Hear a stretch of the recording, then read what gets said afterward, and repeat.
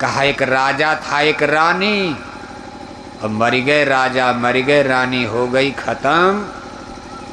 खत्म कहाँ, राजा रानी सब चले गए। महोबा है ना, ये आपका बुंदेलखंड कहा जाता है।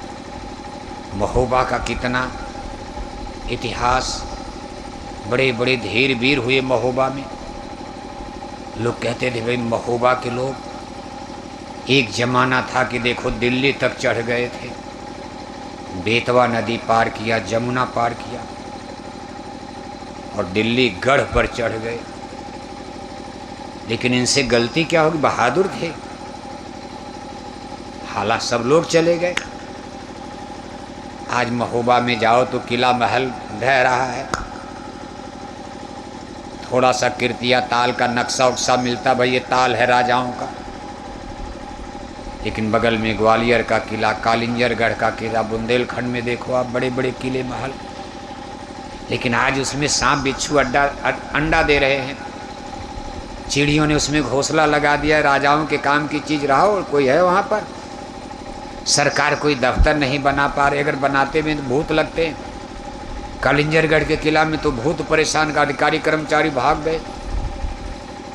अब इतनी ऊंचाई पर सरकार को क्या जरूरत, वो जमाना था, हाथी घोड़ा का जमाना था, तो किला ऊंचे था तो लोग चढ़ नहीं पाते थे। अब तो आप हिमालय पर किला बना दो, परमाणु बम से गिरा दिया जाएगा। अब कोई मतलब नहीं पहाड़ों में रहने वहने का। आपको परमाणु बम से मुकाबला करने के लिए परमाणु बम बनाना, अब किला उला से मतलब कितना बढ़िया घर बनाओ, ऊपर से परमाणु बम गिरा दिया जाएगा, आपका महल खत्म, किला खत्म हो जाए, हिमालय पर बना लो। लेकिन उस जमाने में राजा लोग ऊपर बनाते थे, भाई हाथी घोड़ा चढ़ नहीं पाएगा दुश्मन का, इसलिए सारे किले ज़्यादातर पहाड़ में ऊंचाई पे। और जहाँ मैदानी भाग था, जैसे उत्तर भारत, उत्तर प्रदेश, बिहार, हरियाणा, पंजाब, तो उसमें बहुत बड़ी बाउंड्री बनाई जाती थी कि हाथ और फाटक बड़े बड़े लगा दिए जाते थे, भाई जब तक दुश्मन तोड़ेगा तब तक हमारी मिलिट्री अंदर से तैयार हो जाएगी, राजा अंदर में है।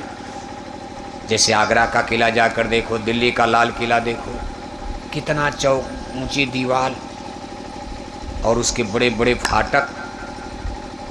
पहाड़ों में दुश्मन के लिए चढ़ना और कठिन और सुरक्षित किले होते थे, जैसे कालिंजरगढ़ का किला, ग्वालियर का किला, झांसी का किला। आपके इस बुंदेलखंड जिसको कहते हैं, बुंदेलों का एक शानदार इतिहास रहा। और बुंदेलखंड में देखो, इधर आपका सागर है, छतरपुर है।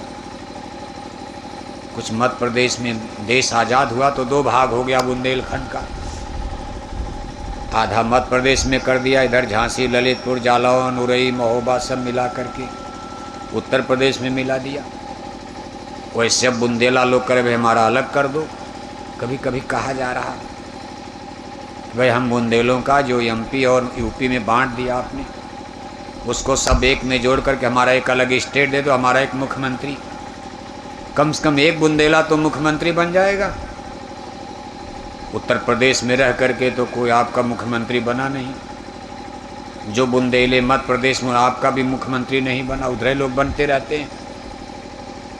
बुंदेला करे भी हमारा अलग राज होगा तो हमारा एक मुख्यमंत्री, जैसे पंजाब में सिख मुख्यमंत्री बनते हैं, तमिलनाडु में तमिल मुख्यमंत्री बनते हैं, ये सब एरिया होता। खैर अभी तो सरकार का विषय है, आप जानो। लेकिन एक जमाना था बुंदेला, और बुंदेलों की पहली राजधानी महोबा ही बनाई गई थी। आगे चल करके इस पर देखो, चंद्रवंश के एक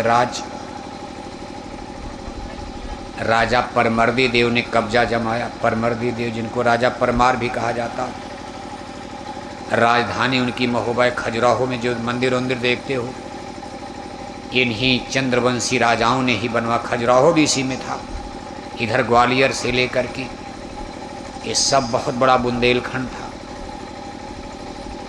लेकिन एक समय आया, इसमें एक बहुत नए चेहरे की एंट्री होती है बुंदेल में।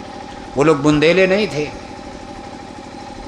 लेकिन यहाँ वो अब प्रवेश करते, जिनका नाम आल्हा उदल, उनके पिता दक्षराज बछराज, ये लोग मगध देश बिहार बक्सर से चलकर राजा परमार के यहाँ किसी काम के लिए पंचायत करने आए थे। और उसी दिन देखो महोबा पर माड़ोगढ़ के राजा ने आक्रमण कर दिया था। आल्हाउदल के पिता, तब आल्हाउदल का जन्म नहीं था, उनके पिता दक्षराज बछराज, उस दिन रात में ये लोग लड़ करके और माड़ोगढ़ की फौज को इन्होंने भगा दिया था। राजा परमार के ऊपर एक बहुत बड़ा याच, नहीं तो उस दिन महोबा लूट लिया गया होता, क्योंकि महोबा में लोग सो रहे थे, लोग बाहर थे, टिके थे। राजा परमार बड़े खुश हो गए, कहा भाई बहुत बड़ा एहसान कर दिया, हम लोग तो सोते सोते मार दिए गए होते, हमारे पास इस तरह का कोई बहादुर नहीं था जो माड़ोगढ़ के वीरों का मुकाबला कर सके। और इसी पर उनको इनाम दे दिया, यहीं बसा भी दिया। उन्हीं के कोख से आल्हाउदल देखो पैदा भी होते हैं, शादी वादी सब यहीं करवा दिया। ये लोग मगध यानी बिहार से चलकर, बक्सर से चलकर आए थे। ये सब लोग चंद्रवंश के थे। चंद्रवंश जिसमें यादव वंश भी आता है। चंद्रवंश सूर्यवंश से प्राचीन जातियाँ तो भगवान ने वैसे बनता चला गया। जैसे लोहे की खोज हो गई, कुछ लोग लोहे का काम करने लगे, एक और जाति बन गई, क्या कहा जाने लगा? लोहार। लोहे का काम करने लगे। जब लोहा नहीं था तो लोहार नहीं थे। धरती में लोहा मिल गया, खेती के लिए हल, फावड़ा, कुदाल बनाना, राजाओं के लिए धनुष, तलवार बनाना, ये काम जो लोग करने लगे उनका क्या नाम पड़ गया? क्या नाम पड़ा? लोहार। भगवान ने नहीं बनाया, भगवान ने तो लोहा बनाया था, लेकिन लोहार तो हम आप अपने से बना लिए। धरती में सोने की खोज हो गई, सोना मिल गया, सोने का गहना बनने लगा राजा महाराजा जमींदारों के लिए। अब गरीब आदमी को क्या गहना? गरीब आदमी को रोटी मिल जाए बहुत बड़ी बात, गहना पहनेगा। राजे महाराजे जमींदार सामंत, उनके घर में सोने चांदी के गहने बन रहे। सोने चांदी का जो गहना बनाने लगे, उनकी एक जाति सोनार हो गई। क्या बन गई? क्या गाने लगे? सोनार। चमड़े का जूता चप्पल, पहले तो कोई चमड़ा छूता नहीं था भारत में, चमड़ा नहीं छूता था। गाय और भैंस का चमड़ा ले जाओ भाई, गाय माता खूंटे पर मरें, लोग गाय को इतना सम्मान देते थे। क्यों? क्योंकि उस समय ट्रैक्टर और मशीन, बिजली की खोज नहीं थी, साइंस विज्ञान नहीं था। हमारे जीवन को जीने के लिए रोटी, धरती माता से फल सब्जी अनाज पैदा होगा। खेती के लिए हमको बैल की ज़रूरत, उस ज़माने के ही ट्रैक्टर थे, क्रेन थे, मशीन थे, बैल ही ट्रैक्टर थे। और ये बैल मिलते थे गाय माता से। अन्न की, भोजन की कमी थी। सब्जी है तो दाल नहीं, दाल है तो सब्जी नहीं। धरती की पैदावार कम थी, तो हमारा आधा भोजन दूध, दही, मक्खन, घी से काम चलता था। और ये भी गाय माता से प्राप्त होता था, दूध, दही, मक्खन, घी। बिना मेहनत के आपके घर में 2 रोटी आपने बना लिया। नई भी रोटी है तो 4 लीटर, उस समय तो 10-10 लीटर दूध पीने वाले थे। आज तो आप 1 कप चाय पी लो तो गैस बनने लगेगी। क्यों बाबू साहब? 1 कप काफ़ी और चाय पी लो तो गैस बन जाएगी। और वो लोग 10-10 लीटर कच्चा दूध, लेकिन बल भी इतना था, पेड़ उखाड़ कर फेंक दें, शेर से लड़ जाते थे। ये दूध, दही, मक्खन भी गाय से मिलता था। खादें नहीं थी, यूरिया, डाई, सल्फेट, ये केमिकल रसायन खादें नहीं थी, रासायनिक खादें। तो गाय माता का गोबर हमारे खेत में उर्वरा शक्ति देता था। सारे बैक्टीरिया, जर्म, जीवाणु,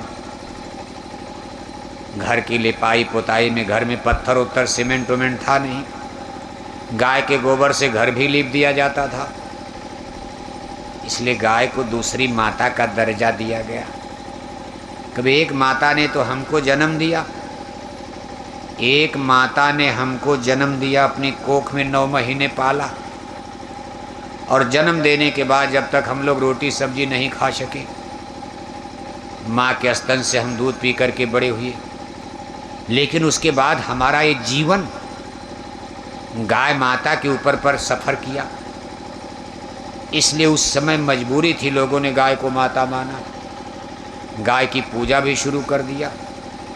लेकिन अब कोई मजबूरी नहीं, अब तो लोग जब तक गाय दूध दे रही, गाय हमारी माता है, और गाय ने दूध देना बंद कर दिया, छोड़ दो जंगल में एक्सीडेंट हो जाए, गाय का पैर टूट जाए, हिंदू लोग ही कह रहे भाई गाय है, ले जाओ कसाई मार डालो, सब फसल नुकसान कर रही।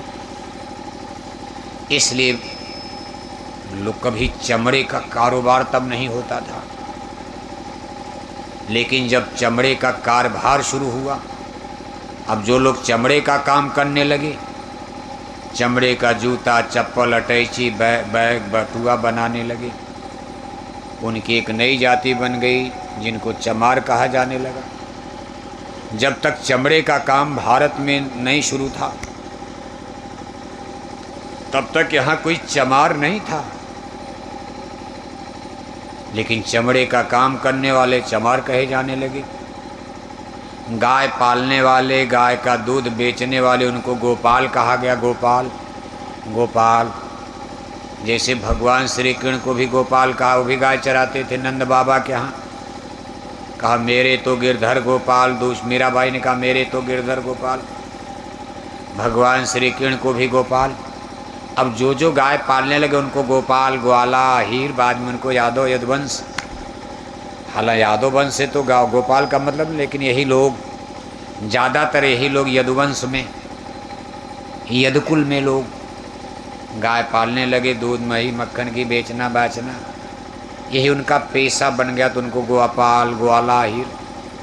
आगे चल के लोग राजनीति में भी आए, बड़े बड़े राजवंश इनके।